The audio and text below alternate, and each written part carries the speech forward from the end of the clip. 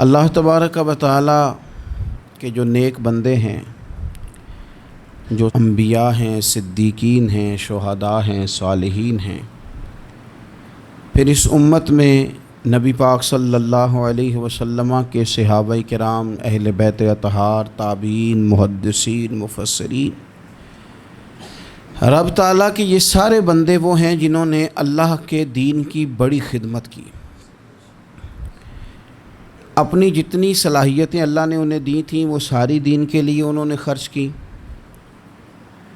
ان لوگوں نے اپنے اوقات سارے دین کو دے دیے،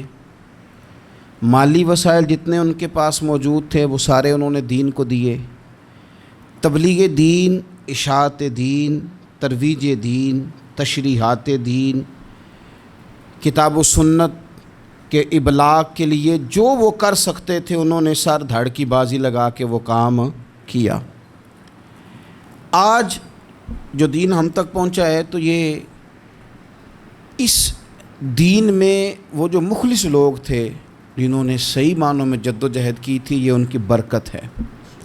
کہ دین کی تعلیمات اللہ کے فضل سے ہمارے پاس موجود ہیں۔ اللہ تبارک و تعالیٰ نا اپنے بندوں سے بڑی محبت فرماتا ہے، اور رب کریم تو ساری مخلوق سے ہی بڑا پیار کرتا ہے، لیکن اگر کوئی بندہ نیک بھی ہو، صالح بھی ہو، پرہیزگار بھی ہو، پھر تو وہ اللہ کا محبوب بن جاتا ہے۔ اور رب کریم کی یہ بھی منشا ہے، اللہ تعالیٰ کی یہ بھی رضا ہے کہ جس سے اللہ محبت کرتا ہے نا اس سے لوگ بھی محبت کریں۔ قرآن مجید میں اللہ کریم نے فرمایا ان الذین آمنوا وعملوا الصالحات سیجعل لهم الرحمن ودا، بے شک جو لوگ ایمان لانے کے بعد نیک اعمال کریں، رحمان لوگوں کے دلوں میں ان کی محبت پیدا فرما دے گا۔ صحیح بخاری اور صحیح مسلم میں حدیث ہے، نبی پاک علیہ السلام فرماتے ہیں جب اللہ تعالیٰ کسی بندے سے محبت کرتا ہے تو حضرت جبریل امین علیہ السلام کو بلاتا ہے اور بلا کر کے فرماتے ہیں جبریل میں فلاں آدمی سے محبت کرتا ہوں، آسمان دنیا پہ اعلان کر دو کہ سارے لوگ اس سے محبت کریں۔ اور پھر فرماتے ہیں کہ اے جبریل امین علیہ السلام آپ دنیا میں لوگوں کے دلوں میں یہ بات ڈال دیں کہ اللہ فلاں آدمی سے پیار کرتا ہے لہذا سارے اس سے محبت کرو۔ صالحین کا پیار دین کا بہت بڑا حسن ہے۔ بخاری میں، مسلم میں، کتب احادیث میں ایک پورا باب ہے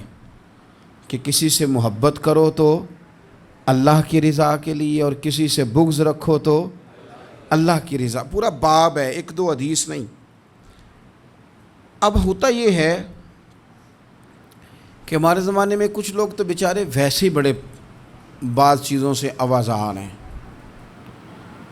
ان کی طبیعتیں ویسے ہی بڑی تلخ ہیں، بڑی ترش ہیں،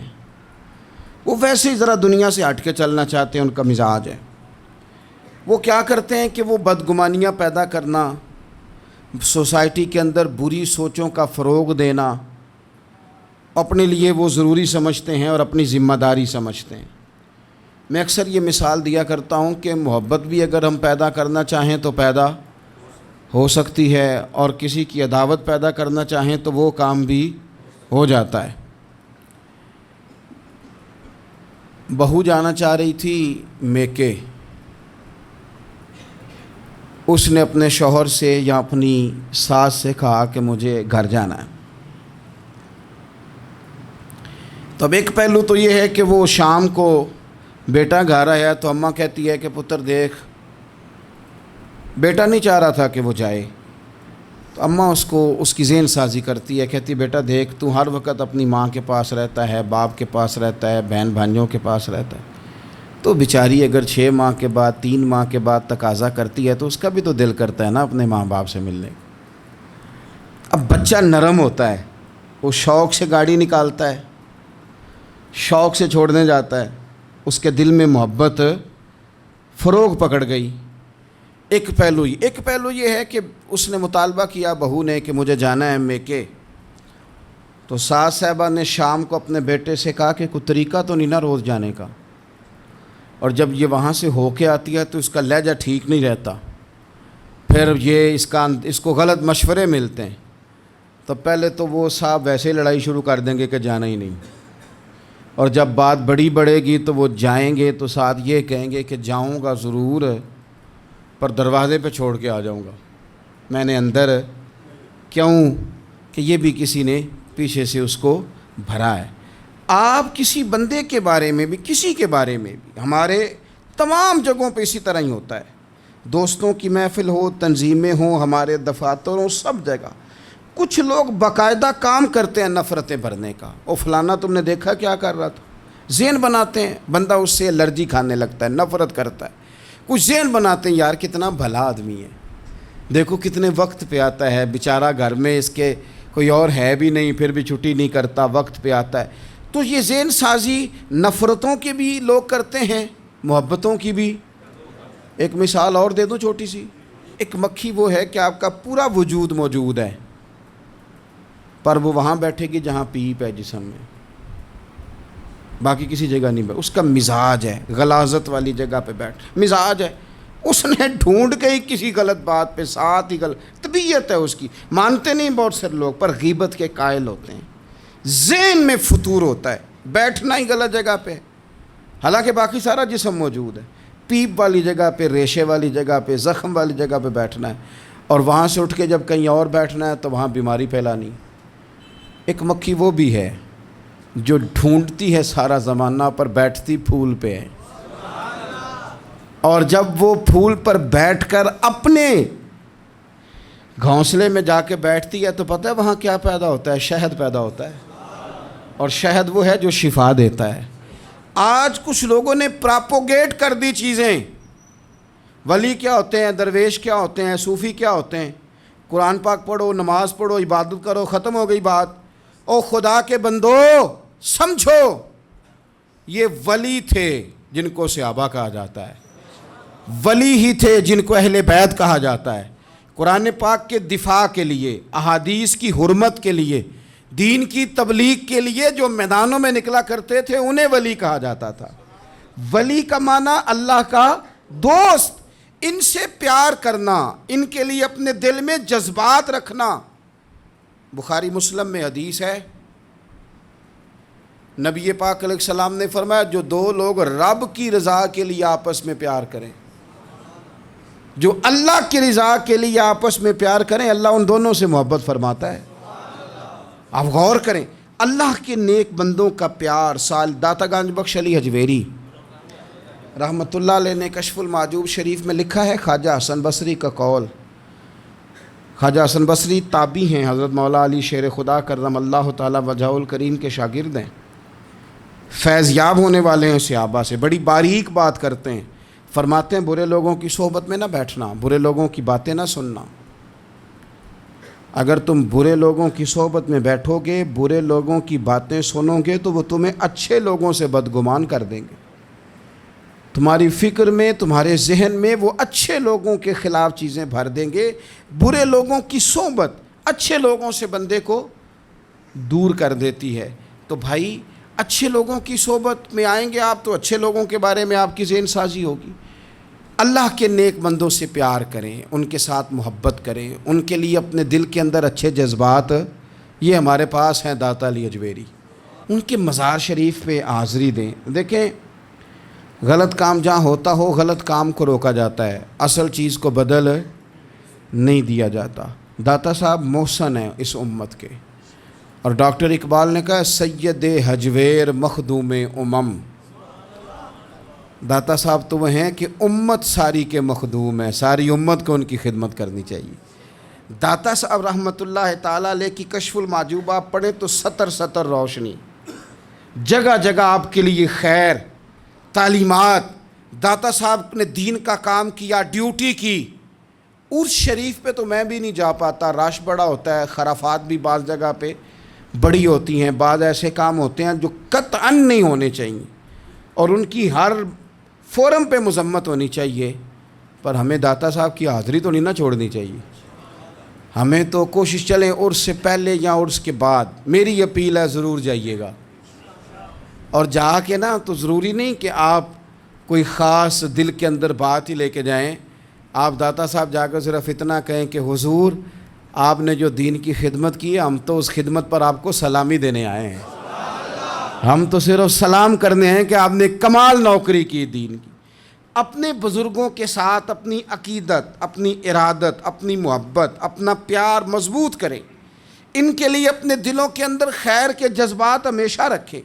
صحابہ کرام کے لیے، اہل بیت اطہار کے لیے، امام بخاری کے لیے، امام مسلم کے لیے، صوفیاء کے لیے، حضرت غوث پاک جیلانی کے لیے، خواجہ معین الدین اجمیری کے لیے، حضرت بہاؤالحق نقش بند بخاری کے لیے،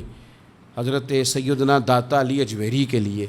حضرت پیر سید مہر علی شاہ کے لیے، امام احمد رضا بریلوی کے لیے، علیہم الرحمہ، اچھے جذبات ہوں، اچھا ذہن ہو، اچھا گمان ہو، آپ کی طبیعت چاہے کہ آپ ان لوگوں کی تعلیمات پڑھیں، جو طرز حیات انہوں نے اختیار کیا، اس طرز حیات پر ہم بھی عمل کریں، ہم بھی اپنی زندگی اسی طرح سنت اور شریعت کے مطابق گزاریں جو ان لوگوں کا نہج اور ان لوگوں کا طریقہ تھا۔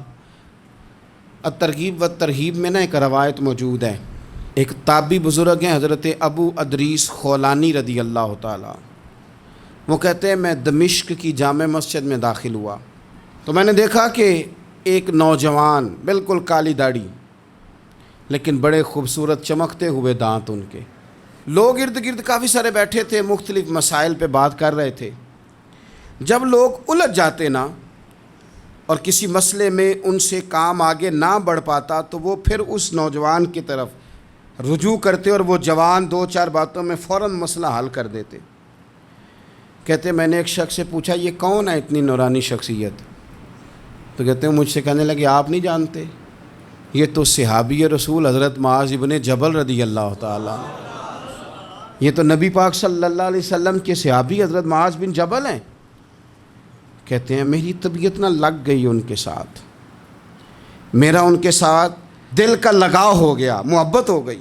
شوق ہو گیا۔ ہم نے چونکہ اولیاء کو، صوفیاء کو، صحابہ کو، اہل بیت کو اس طرح لوگوں کے سامنے پیش نہیں کیا، اس لیے ہمارے بچوں نے آئیڈیل بنایا ہے نئے دور کے فیشن کو۔ ہماری آنے والی قوم کسی امیر ترین شخص کو آئیڈیل بناتی ہے، پھر وہ سارے غلط ملت رستے اختیار کر کے وہاں تک جانا چاہتی ہے، وہاں جو آدمی کھڑا ہے وہ کسی بھی صورت میں اپنے آپ کو فیمس کر کے دنیا کے سامنے لانا چاہتی ہے، چاہے انہیں کسی طرح کا بھی کوئی روپ دھارنا پڑے۔ یاد رکھ لیں اور سمجھ لیں اس بات کو، اگر ہم ان لوگوں کی سیرت کو، سوانے کو اپنے گھروں تک لے آئیں تو آپ یقین کریں کہ ہماری نسل کے بچنے کا بہت بڑا یہ ذریعہ بن جائے۔ اب جوان ہے یہ بھی لیکن امت کے مسائل حل کر رہے ہیں۔ حضرت ابو ادریس خولانی کہتے ہیں مجھے ان کی یہ طبیعت دیکھی تو پیار ہو گیا ان سے۔ اس دن تو رش بڑا تھا، میں نے سوچا کہ کل جلدی آؤں گا اور ان سے ملاقات کروں گا۔ کہتے ہیں میں اپنی طرف سے سب سے پہلے مسجد میں پہنچا، لیکن حضرت معاذ ابن جبل تو مجھ سے پہلے مسجد میں موجود تھے اور وہ نفل پڑھ رہے تھے۔ فرماتے ہیں جب وہ فارغ ہوئے تو میں ان کے قریب گیا اور میں نے جا کے کہا حضور مجھے اللہ کی قسم ہو مجھے آپ سے محبت ہو گئی ہے، اللہ کی رضا کے لیے آپ مجھے اچھے لگتے ہیں۔ مشکاۃ شریف میں ایک حدیث ہے، حضور نے فرمایا جس سے تم محبت کرو نا اللہ کی رضا کے لیے اسے بتاؤ بھی کہ مجھے آپ سے محبت ہے، اسے بتاؤ بھی تاکہ وہ بھی آپ کے لیے اچھے جذبہ۔ محبت جو ہوتی ہے یہ اظہار کی محتاج تو نہیں ہوتی، لیکن محبت میں اظہار ضرور ہوتا ہے، محتاج تو نہیں، لیکن ہر چیز دل میں رکھنے کی نہیں ہوتی، کچھ زبان سے کہنے کی بھی ہوتی ہے، کچھ کہنے کی چیزیں بھی ہوتی ہیں اور وہ کہہ بھی دینی چاہیے، لیکن اتنی ہی کہنی چاہیے جتنی ضرورت ہو، 2 4 5 قدم آگے بڑھ کے نہیں، اس میں بھی تکلف آ جاتا ہے، تصنع آ جاتی ہے، بناوٹ آ جاتی ہے۔ فرمایا حضور مجھے اللہ کی قسم مجھے آپ سے پیار ہے، تو حضرت معاذ بن جبل مسکرائے اور مسکرا کے فرمانے لگے کیا کہا تم نے؟ کہا حضور اللہ کی قسم آپ سے پیار ہے۔ فرمایا پھر سوچ کے کہیے، کہا اللہ کی قسم آپ سے پیار ہے۔ فرماتے انہوں نے نا میرا کپڑا پکڑ کے مجھے کھینچا اور قریب کر کے کہنے لگے سن پھر میں نے نبی پاک سے سنا ہے جو 2 بندے رب کی رضا کے لیے آپس میں محبت کریں اللہ کی محبت ان کے لیے واجب ہو جاتی ہے،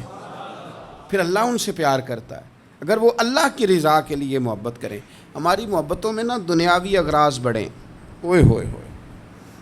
ہر دعوت صرف اسی لیے ہوتی ہے کہ وہ بندہ بلاؤ جو میرے کام آئے گا،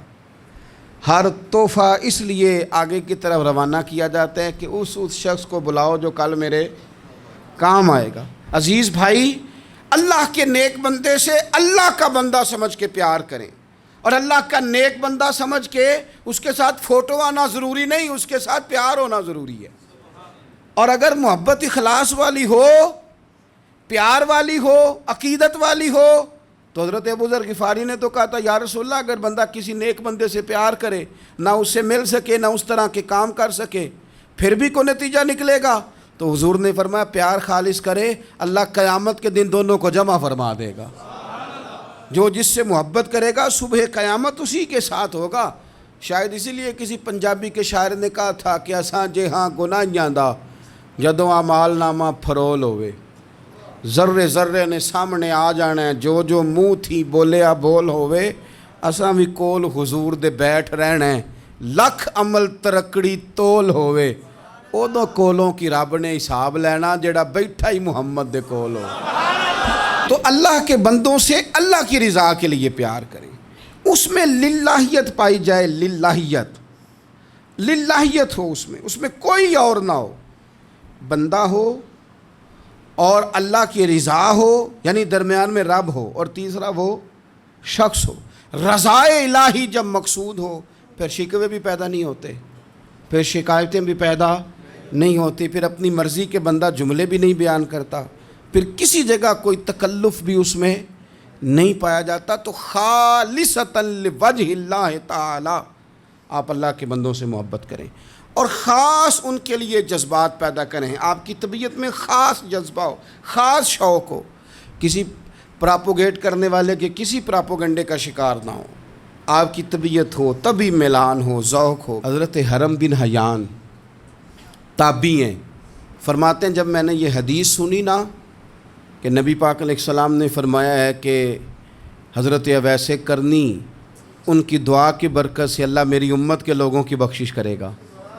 اور جب میں نے یہ سنا کہ حضرت مولا علی جیسے لوگ، حضرت عمر فاروق جیسے لوگوں کو جبہ دے کے بھیجا گیا ہے، اور حضور نے بھیج کے کہا ہے کہ اویس سے کہنا میری امت کے لیے دعا کرے، تو فرماتے ہیں میرے سینے میں لو لگ گئی کہ میں حضرت اویس کرنی سے ملوں، میری طبیعت لگ گئی، میرا شوق آ گیا کہ میں خواجہ اویس کرنی رضی اللہ تعالیٰ عنہ سے ملوں۔ میں نکل پڑا، اللہ کے بندے کے لیے نکلا۔ حضرت حرم بن حیان کہتے ہیں، اس کو ابن الجوزی نے بھی لکھا ہے، داتا گنج بخش علی اجویری نے بھی لکھا ہے، کہتے ہیں میں ڈھونڈنے لگا حضرت اویس کرنی کو، بڑے شہروں میں گیا پر وہ ملے نہیں۔ داتا صاحب کہتے ہیں وہ حال والے آدمی تھے، ان پر بھی حال تاری رہتا تھا، اسی کسے دے کچھ نہیں جے لگ دے تے نہ کوئی ساڈا دردی، وہ بھی اپنی کیفیت میں رہتے تھے۔ داتا صاحب نے لکھا ہے جب دنیا ہستی تھی تو حضرت اویس کرنی رویا کرتے تھے، اور جب لوگ روتے تھے تو وہ ہنستے تھے، وہ سادہ غذا کھاتے تھے، کسی سے کوئی لین دین نہیں، اپنے طرز کلام، اپنی زندگی۔ یہ لوگ بھی بڑے شاندار ہوتے ہیں، فرماتے ہیں کہ وہ اپنے حال میں رہتے تھے۔ حضرت حرم بن حیان کہتے ہیں میں نے بڑی جگہ ڈھونڈا، پر میں جہاں جاتا لوگ کہتے ہاں گندمی رنگ والے، ہاں جن کے چہرے پر کچھ برس کے داغ ہیں، وہ جن کا چہرہ اور وجود بڑا روب والا ہے، وہ اویس کرنی۔ کہتے ہیں میں ڈھونڈتا جس شہر میں جاتا لوگ کہتے ہیں وہ آئے تھے پر چلے گئے۔ وہ کسی نے کہا تھا نا اویسیوں میں بیٹھ جا، بلالیوں میں بیٹھ جا، صفیں تو سب بچھی ہیں تو عشق والیوں میں بیٹھ جا۔ فرماتے میں وہ صفیں تلاش کرتا ڈھونڈتا، نہ ملے مجھے، بالآخر میں عراق پہنچ گیا، نہر فرات کے کنارے ساری دنیا سے علیحدہ ہو کے وضو کر رہے تھے۔ کہتے ہیں میں پیچھے کھڑا ہوں، میں نے جا کے کہا السلام علیکم، تو حضرت اویس کرنی چہرہ اٹھا کے کہنے لگے وعلیکم السلام حرم بن حیان۔ تو میں نے کہا حضور آپ مجھے جانتے ہیں؟ فرمانے لگے عارف تو روحی من روحی کا، میری روح تیری روح کی جاننے والی ہے۔ کہتے ہیں میں نے کہا حضور کو نصیحت کر دیں، تو فرمانے لگے پہلی نصیحت تو یہ ہے کہ آج کے بعد مجھے ملنے نہ آنا، میں نہیں پسند کرتا، میں تنہا رہنا چاہتا ہوں، مجھے نہیں شہرت اچھی لگتی، میرا نہیں دل کرتا لوگ میرے پیچھے بھاگیں، آج آیا ہے، آج کے بعد نہ آنا، بس چھوڑ دے مجھے میرے حال پہ، میں اپنی زندگی اپنے حساب کے مطابق گزارنا چاہتا ہوں، تو آج کے بعد نہ آنا۔ اور پھر فرمانے لگے